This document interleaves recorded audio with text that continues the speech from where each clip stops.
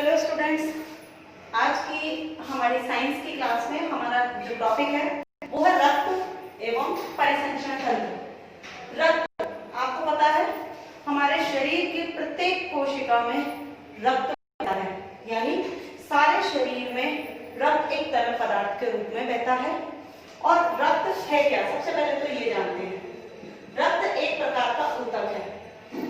आपने 4 प्रकार के ऊतक पढ़े थे 9th क्लास में, आपको ध्यान हो तो एक उपकला ऊतक था, एक संयोजी ऊतक, एक पेशीय ऊतक। अगर आपको ध्यान हो तो संयोजी ऊतक जो था और उसमें हमने पढ़ा था रक्त। रक्त भी एक प्रकार का तरल संयोजी ऊतक है, क्योंकि ये तरल अवस्था में पाया जाता है, हम इसको कहते हैं तरल संयोजी ऊतक। संयोजी ऊतक इसलिए कहते हैं क्योंकि ये संयोजन का काम करता है।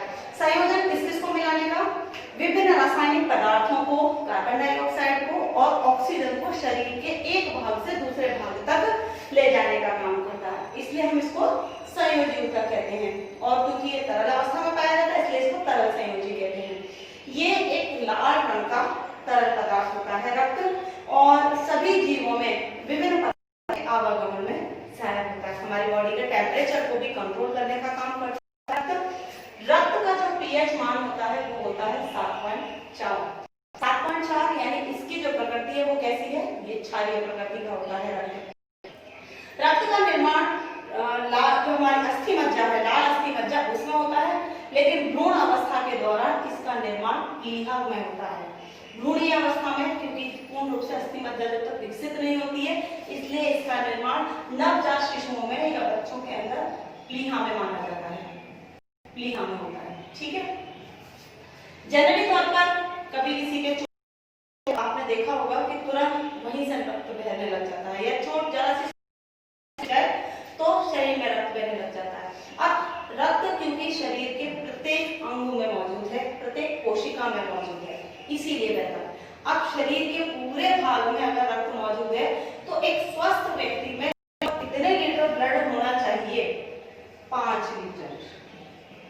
5 लीटर जो रक्त है एक स्वस्थ व्यक्ति में होता है। और ये रक्त जितना हम देखते हैं इतना देखने में सरल नहीं है, इसकी संरचना बहुत जटिल मानी जाती है। इसके 2 भाग होते हैं, एक तो इसका तरल वाला भाग माना जाता है और दूसरा होता है एक इसका ठोस। तरल वाला जो भाग है उस तरल भाग को हम कहते हैं प्लाज्मा। ठीक है, प्लाज्मा। और जो इसका ठोस भाग है, ठोस वाला जो भाग कहलाता है, वो भाग में पाया जाता है यहाँ पर कोशिकाओं के रूप में। अब कोशिकाएं, इसमें कोशिकाएं रक्त के अंदर पाई जाती हैं, और रक्त का लगभग 55% जो भाग होता है वो भाग निर्माण करता है किसका, प्लाज्मा का। यानी रक्त में 55% क्या है, प्लाज्मा। प्लाज्मा की परसेंटेज कितनी है, 55, और बाकी 45% क्या है इसके अंदर, भाग है वो है, यानी कोशिकाओं का वाला भाग है। और 90% तक जल, इसमें 8% तक कार्बनिक अम्ल और अकार्बनिक पदार्थ भी इसमें पाए जाते हैं। 3 प्रकार की जो कोशिकाएं हैं उन कोशिकाओं के हम यहाँ पर नाम देते हैं। सबसे पहली है आरबीसी, जिसको हम कहते हैं लाल रक्त कणिकाएं। लाल रक्त कणिकाएं, लाल रक्त कणिकाएं आरबीसी के रूप में, जिसकी वजह से हमारा जो रक्त है वो हमें कैसा दिखाई देता है, लाल रक्त का दिखाई देता है। लाल रक्त कणिकाएं आरबीसी हम इनको कहते हैं, यानी red blood cells. Red blood cells ये कुल जो कोशिकाएं हैं रक्त का 99% जो बना होता है। इन कोशिकाओं में हीमोग्लोबिन नामक एक प्रोटीन होता है, और हीमोग्लोबिन का कारण रक्त का जो रंग है वो लाल दिखाई देता है। ये कोशिकाएं होती हैं, और इनकी जो आयु होती है लगभग 1, यानी आरबीसी का जब अस्थि मज्जा में निर्माण होता है तब से आरबीसी के नष्ट होने की जो टाइम है वो है 120 दिन। यदि किसी व्यक्ति के अंदर आरबीसी का निर्माण होता है तो 120 दिन के पश्चात, 120 दिन तक तो वो परिसंचरण का काम करती है, 120 दिन के पश्चात होते ही आरबीसी नष्ट हो जाती है। ठीक है, अब इसीलिए कहा जाता है कि अगर कोई व्यक्ति स्वस्थ है और उसको कोई रोग नहीं है तो वो व्यक्ति प्रत्येक 3 माह में प्रत्येक 3 माह के पश्चात या 3 माह के दौरान ही अपना रक्त डोनेट कर सकता है। क्यों? क्योंकि अगर आप डोनेट करते हो तो बहुत अच्छी बात है, अगर नहीं करते हो तो 120 दिन के बाद तो वो आरबीसी में से भी नष्ट हो जाती है। इसीलिए किसी व्यक्ति के लिए जो रक्त देने की जो प्रोसेस होती है रक्तदान, जिसको हम कहते हैं कि प्रत्येक 3 माह के पश्चात कोई भी व्यक्ति रक्त दे सकता है। कहते हैं ना, जैसे अभी ब्लड दिया है तो फिर साल बाद नहीं दे सकता, ऐसा कुछ नहीं है। 3 माह के पश्चात वो वापस ब्लड दे सकता है। बाकायदा वही व्यक्ति ब्लड डोनेट कर सकता है जिसको कोई रोग ना हो। ठीक है। अच्छा, इस आरबीसी के बाद जो दूसरा है वो है डब्ल्यूबीसी, जिसको हम कहते हैं श्वेत रक्त कणिकाएं। श्वेत रक्त कणिकाएं, नाम से ही पता चल रहा है कि ये व्हाइट होती हैं या सफेद रंग की होती हैं। एक खास बात बताऊं मैं आपको डब्ल्यूबीसी की। डब्ल्यूबीसी जो होती है वो बहुत जरूरी होती है हमारे शरीर में। हम सोचते हैं कि आरबीसी ही सबसे मेन है और आरबीसी के ही कारण हमारा ब्लड रेड होता है, ही ऑक्सीजन का प्रभाव करती है। आरबीसी भले ही ऑक्सीजन का प्रभाव करती है, सबसे मेन पार्ट, लेकिन डब्ल्यूबीसी भी बहुत जरूरी है। यदि डब्ल्यूबीसी कम हो जाए शरीर में तो भी उसका इफेक्ट हमारे शरीर पर पड़ता है। इसलिए इनकी संख्या भी शरीर में निश्चित होना या जितनी एप्रोक्सीमेटली हमको चाहिए उतनी होना भी अत्यंत जरूरी होता है। ये हमारे बॉडी गार्ड है, डब्ल्यूबीसी को बॉडी गार्ड कहते हैं। तो इन सबने देखी होगी ना बॉडी गार्ड और करीना कपूर की, बिल्कुल वैसे ही डब्ल्यूबीसी भी हमारी बॉडी को गार्ड करने वाली सेल्स हैं। हमारी बॉडी पर जब भी कोई बाहरी बैक्टीरिया या वायरस जब इस पर आक्रमण करता है हमारे शरीर पर, तो हमारे शरीर को सुरक्षित करने के लिए ये डब्ल्यूबीसी ही उनसे फाइट करती है। अब आप सोचो, जब हमारी सुरक्षा के लिए ये जीवाणु विषाणुओं से लड़ रही है, उन संक्रमण से लड़ रही है, तो जाहिर सी बात है कि हमारी बॉडी को गार्ड कर रही है, इसलिए हमारी बॉडी गार्ड है। इनको हमारे शरीर की सेना भी कहा जा सकता है या आर्मी भी कह सकते हैं, क्योंकि ये शरीर को सुरक्षा प्रदान करती है। बाहरी वातावरण से जो बैक्टीरिया, जो वायरस होते हैं, उनको नष्ट करने का जो काम है वो ये डब्ल्यूबीसी करती है। ये प्रतिरक्षा करने का भी काम करती हैं और इन्हें हम ल्यूकोसाइट्स भी कहते हैं। इनका जो नाम है वो ल्यूकोसाइट्स भी है। और इन कोशिकाओं में हीमोग्लोबिन उपस्थित न होने के कारण इन कोशिकाओं का जो कलर है वो श्वेत होता है, यानी ये सफेद रंग की इसलिए होती है क्योंकि इनमें हीमोग्लोबिन नहीं पाया जाता। सामान्य तौर पर ये कई प्रकार की और कणिकाओं से मिलकर बनी हुई होती हैं और इनमें बहुत ज्यादा डिटेल जाने की जरूरत नहीं है टॉपिकों में कि कौन कौन से वो पार्टिकल्स हैं या कौन कौन सी वो जो लिम्फोसाइट्स भी होते हैं जो 3 प्रकार के हैं। बी लिम्फोसाइट्स, टी लिम्फोसाइट्स, प्राकृतिक नेचुरल जो किलर सेल्स भी होती हैं वो भी इसी के अंदर आती हैं। मोनोसाइट्स और महाभक्षक होती हैं और जो कोशिकाओं में स्वतंत्र रूप से होती हैं वो महाभक्षक होती है जो कोशिका में रूपांतरित हो जाती हैं। मोनोसाइट्स, महाभक्षक मानव शरीर में प्रमुख भक्षक कोशिकाएं हैं जो बाहरी प्रतिजनों का भक्षण करती है। मैंने बताया ना आपको, शॉर्ट फॉर्म में यही बात है कि ये हमारी बॉडी को गार्ड करने का काम करती है, बाहरी पदार्थों को या बाहरी जो आक्रमण करने वाले जो सूक्ष्म जीव हैं उनको मारने या नष्ट करने का काम करती है। ठीक है। अब इसके डब्ल्यूबीसी के बाद जो तीसरी चीज आती है वो आती है हमारी प्लेटलेट्स।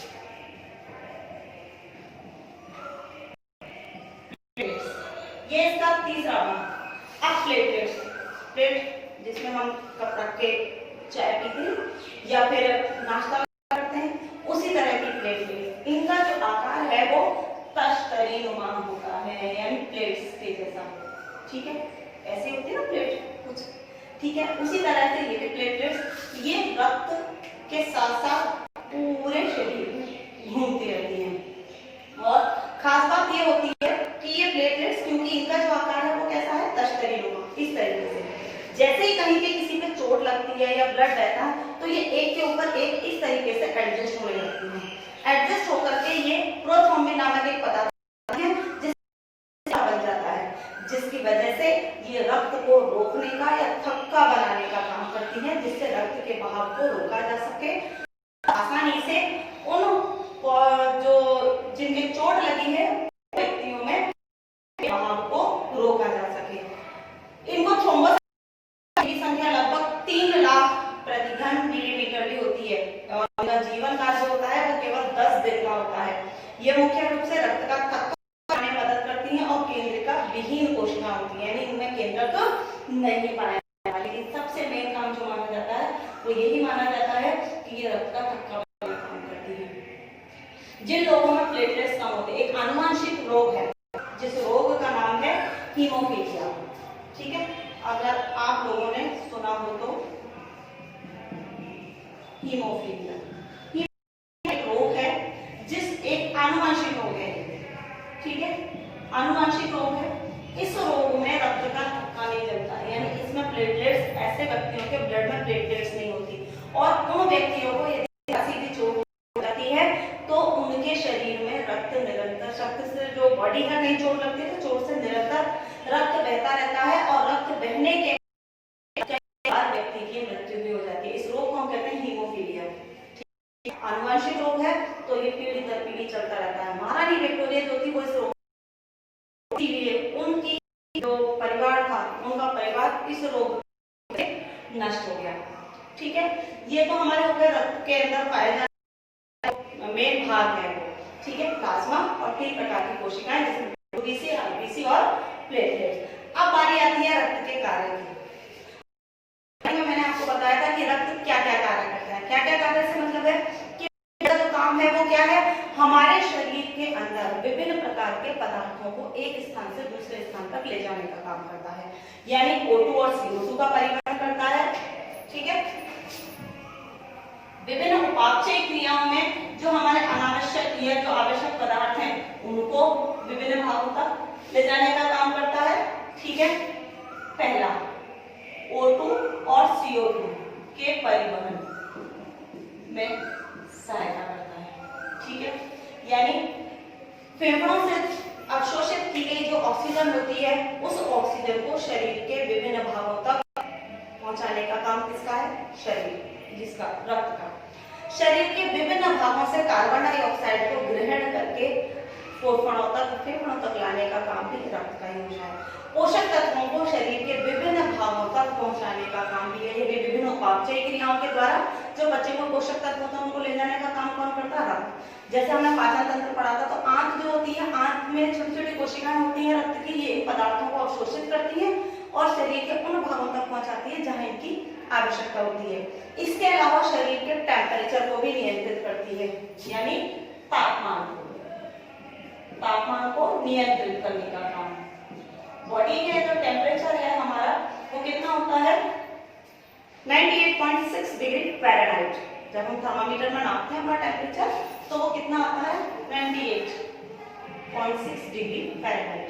ठीक है, और अगर हम टेम्परेचर देखें डिग्री सेल्सियस में तो आता है 36।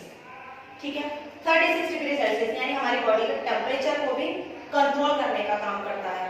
प्रतिरक्षण का कार्य भी करता है। मैंने बताया WBC ये क्या करती है, सूक्ष्म जीवों से लड़ने का काम करती है। इसके अलावा हार्मोन्स या अनावश्यक पदार्थ जो होते हैं या जो एंजाइम्स होते हैं इनका भी आवश्यकता के अनुसार विशेष स्थानों तक पहुंचाने का काम भी किसका होता है, रक्त का होता है। और सबसे मेन भाग उत्सर्जित पदार्थों को बाहर निकालने का काम, यानी शरीर से बाहर निकालने का काम भी रक्त करता है। हमारा जब पसीना आता है तो हमारे शरीर में पसीने के दौरान कभी अगर चखा हो तो नमकीन सा होता है ना। अंदर जो खनिज लवण वगैरह जो होते हैं या कुछ ऐसे रासायनिक पदार्थ होते हैं जो त्वचा से निष्कासित होते हैं तो वो पसीने के रूप में होते हैं। तो इस त्वचा की नीचे की परत तक इनको लाने का काम कौन करता है, रक्त करता है। ठीक है, अब इसके बाद हम पढ़ते हैं रक्त के कार्य के बाद रक्त के समूह। आपको पता है मनुष्य में कितने तरह का रक्त पाया जाता है, समूह पाया जाता है 4। ठीक है, ब्लड ग्रुप रक्त समूह, एक ब्लड ग्रुप है A, दूसरा है B, तीसरा है AB और चौथा है ब्लड ग्रुप O। 4 प्रकार के रक्त समूह पाए जाते हैं। अब इन 4 प्रकार के रक्त समूहों में O रक्त समूह जो है उसको हम क्या कहते हैं, यूनिवर्सल डोनर। यूनिवर्सल डोनर यानी सर्वदाता। ठीक है, और रक्त समूह AB को हम कहते हैं सर्वग्राही। ठीक है, अब इनको चारों रक्त समूह में कौन सा सर्वग्राही है और कौन सा सर्वदाता है, इसको एक चार्ट में छोटा सा बना रही हूँ, उसके द्वारा आप आसानी से समझ सकते हो। ये है ब्लड ग्रुप O। इस ब्लड ग्रुप को हम किसको दे रहे हैं? A को, ठीक है। दूसरा हम किसको दे रहे हैं? इसको B को, और तीसरा हम किसको दे रहे हैं? AB को। अब यहाँ से आपको तीनों समझ में आ गया कि ये जो ब्लड ग्रुप है हम तीनों को दे रहे हैं, और O वाले को भी ये ब्लड ग्रुप दिया जा सकता है, ठीक। अब A वाला हम किसको दे सकते हैं? A वाले को दे सकते हैं और AB वाले को दे सकते हैं, ठीक है। B वाला हम AB वाले को दे सकते हैं और B वाले को दे सकते हैं, ठीक। अब इस सारणी से आपको पता चला B वाला किसको दे रहा है? B को और AB को, A वाला A को और AB को, O वाला O को और AB और AB तीनों को दे रहा है, और AB वाला किसको देता है? केवल AB वाले को, ठीक है। ये वाला जो तीर है इनके समान ब्लड ग्रुप वाले के लिए लगाया। अब क्योंकि ये सबको दे रहा है इसलिए हम इसको क्या कहेंगे? सर्वदाता, ठीक है। O वाला ब्लड ग्रुप सबको देता है, लेकिन लेता किससे है? केवल O से, और किसी से नहीं ले सकता। B वाला O से भी लेगा और B वाले से भी लेगा। A वाला O से भी लेगा और A वाले से भी, और AB वाला सबसे ले सकता है, O से, B से और AB से, ठीक है। अब इसीलिए क्योंकि ये सबसे ले रहा है इसको हम क्या कहते हैं? सर्वग्राही। आगे बात समझ में? सर्वग्राही यानी ये सबसे ग्रहण करने वाला है, ये सभी से रक्त को ग्रहण कर सकता है, इसलिए इसको हम कहते हैं सर्वग्राही।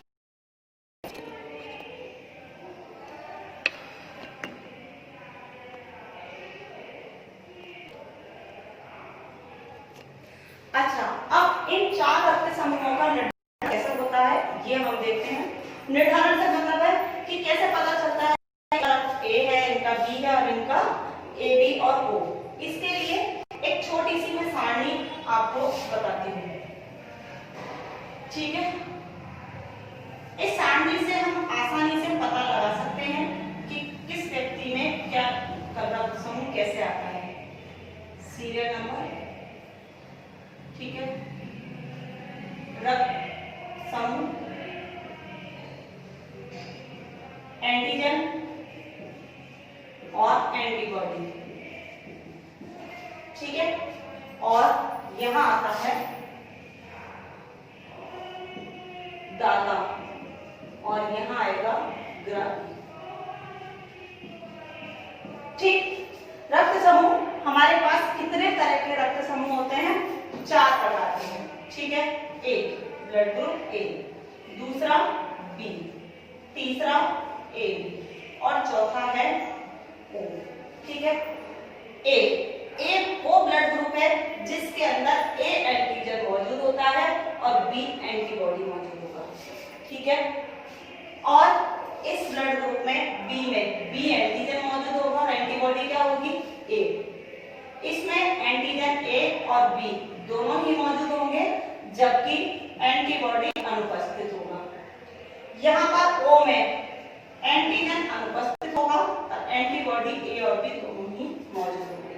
अब आगे का समझ।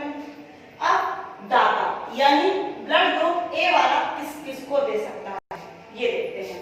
किसको देगा? ये A वाले को दे सकता है और AB वाले को भी दे सकता है। B वाला किसको देगा? B को और AB वाले को। AB वाला किसको देगा? केवल AB वाले को और किसी को नहीं देगा, ठीक है ना। O वाला O, A, B और AB यानी चारों को दे रहा है। अब आगे बात समझ में। ये दाता यानी किसको दे रहा है? A वाले को और AB वाले को। देखो उधर की सारणी डायग्राम से आपको इसी को समझ में आ जाएगा। B वाला किसको दे रहा है? B को और AB को। AB वाला केवल AB को दे रहा है, ठीक। और O वाला O, AB और AB यानी चारों को दे रहा है। इस सारणी से ये पॉइंट आपका क्लियर हुआ। अब ये ग्रहण किस किस से कर सकता है ये भी एक बार हम देख लेते हैं कि ये किस किस से ग्रहण करता है। यहाँ पर A वाला ब्लड ग्रुप किससे ले रहा है? O से और A से। B वाला किससे ले रहा है? O से और B से। AB वाला O और A, B और AB यानी चारों से ले रहा है, ठीक है। और O वाला केवल किससे ले रहा है? O से। समझ में आ गया? इस डायग्राम से आपने पूरी सारणी आप इजी गोइंग समझ सकते हो। ये तो थी केवल ब्लड ग्रुप की बात। जब किसी से आप ब्लड ग्रुप पूछते हो या कभी आपने कभी किसी का ब्लड ग्रुप चेक करवाया हो तो पूछा हो, तो उसके साथ एक चीज जुड़ी होती है, नेगेटिव या पॉजिटिव। जैसे हमने यहाँ पर ये एंटीजन पढ़े, रक्त में कई प्रकार के एंटीजन होते हैं। यदि किसी एक मेन और एक एंटीजन होता है जिसका नाम है RH कारक, ये भी एक प्रकार का एंटीजन है, ठीक है ना। इसकी जो खोज थी वो लैंड स्टीनर ने करी थी, लैंड स्टीनर ने करी थी, और रीसस नामक एक बंदर पर करी थी, इसलिए उसके नाम पर ये RH नाम रखा गया। रीसस नाम के बंदर पर सबसे पहले ये खोज की गई थी इस प्रतिजन की, और इसी के आधार पर पता चला कि रक्त में एक और एंटीजन पाया जाता है जिसका नाम है RH। यदि किसी के इस रक्त समूह में ये RH एंटीजन मौजूद है तो वो रक्त क्या हो जाएगा? पॉजिटिव, और अगर नहीं है तो क्या हो जाएगा? नेगेटिव। यदि B में ये एंटीजन मौजूद है तो B पॉजिटिव, और नहीं है तो नेगेटिव। आगे बात समझ में? यदि उपस्थित होगा तो क्या कहलाएगा? पॉजिटिव, और अगर उपस्थित नहीं है तो नेगेटिव। सामान्य तौर पर अधिकांश जो रक्त समूह है, कुछ एक रक्त समूह ऐसे हैं जो बहुत रेयर मिलते हैं, A नेगेटिव और O नेगेटिव। ऐसे पॉजिटिव वाले ब्लड ग्रुप तो खूब मिल जाते हैं, लेकिन नेगेटिव वाले जो ब्लड ग्रुप हैं वो बहुत कम और रेयर मिलते हैं। रेयर में सबसे दो और मेन रेयर ब्लड ग्रुप्स होते हैं यहाँ पर, A नेगेटिव और O नेगेटिव। ये दो ब्लड ग्रुप ऐसे हैं जिनमें को बहुत कम पाया जाता है या बहुत कम लोगों में ये होते हैं। लगभग 80% व्यक्तियों का रक्त RH पॉजिटिव होता है। मैंने बताया ना अभी आपको 80% होते हैं, केवल बहुत कम ऐसे लोग होते हैं जिनका नेगेटिव होता है। इसीलिए नेगेटिव वाले लोगों को सावधान रहने की आवश्यकता है। यदि किसी कारणवश कहीं कोई चोट वोट लगती है, रक्त की आवश्यकता पड़े, तो नेगेटिव वाले लोगों को ब्लड बहुत मुश्किल से मिलता है, ठीक है। आज जो आपने टॉपिक पढ़ा ब्लड और रक्त का परिसंचरण, नेक्स्ट जो टॉपिक है वो है रक्त का परिसंचरण। रक्त का परिसंचरण जो है वो किस प्रकार से होता है? परिसंचरण विभिन्न अंगों के संयोजन से होता है। जो शरीर की कोशिकाओं के मध्य गैसों में जो हमारा पचा हुआ जो पदार्थ होता है, उस पचे हुए पदार्थ, उन पोषक तत्वों को, हार्मोन को, या उत्सर्जी जितने भी पदार्थ होते हैं, उत्सर्जी पदार्थ में क्या क्या आता है? अमोनिया आता है, अमोनिक अम्ल आता है, यूरिया आता है। ये सब जो पदार्थ हैं ये पदार्थों का परिवहन करता है। मनुष्य में दो प्रकार का परिसंचरण पाया जाता है, एक तो बंद प्रकार का रक्त परिसंचरण, बंद परिसंचरण,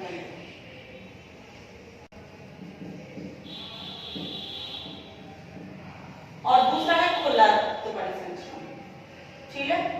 अब बंद और खुले में क्या अंतर है ये देखो आप।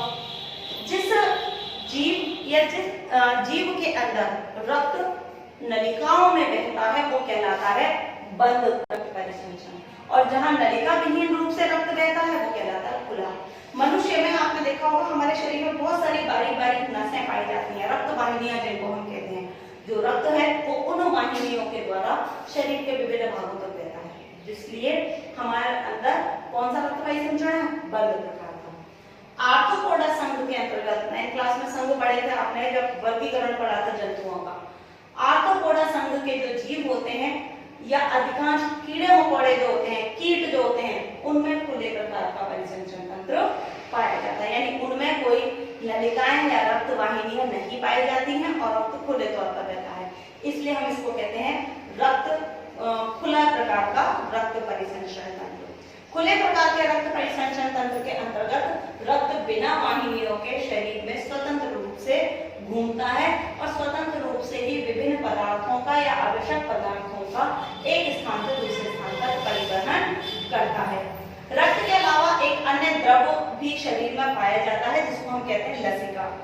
लसिका भी इस परिवहन तंत्र का एक हिस्सा है और एक विशिष्ट लसिका तंत्र का भी निर्माण करता है, जिसका शरीर में ये लसिका रक्त के जैसा ही है, लेकिन क्योंकि इसमें वसा अधिक मात्रा में होता है, हीमोग्लोबिन नहीं होता, इसलिए ये श्वेत रंग का होता है। इसमें ऑक्सीजन की मात्रा कम होती है, कार्बन डाइऑक्साइड की ज्यादा होती है, जबकि रक्त के अंदर क्या होता है? ऑक्सीजन की मात्रा ज्यादा होती है और कार्बन डाइऑक्साइड की कम होती है, ठीक है। और ये जनरली तौर पर इसमें जो आरबीसी है वो कम और डब्ल्यूबीसी अधिक होती है, जबकि रक्त में क्या होती है, आरबीसी की मात्रा ज्यादा होती है, डब्ल्यूबीसी अपेक्षाकृत सामान्य होती है। ठीक है, दोनों ही पदार्थों के परिवहन में सहायक होते हैं, लेकिन लसिका वसा जैसे जो श्वेत पदार्थ होते हैं उनका परिवहन करता है, रक्त ऑक्सीजन के पदार्थ का। ठीक है, परिवहन के यहाँ पर एक खुला प्रकार का रक्त परिसंचन जंतुओं पाया जाता है। परिसंचन तंत्र में रक्त का एक तरल माध्यम के तौर पर ये एक स्थान से दूसरे स्थान तक प्रवाहित होता है।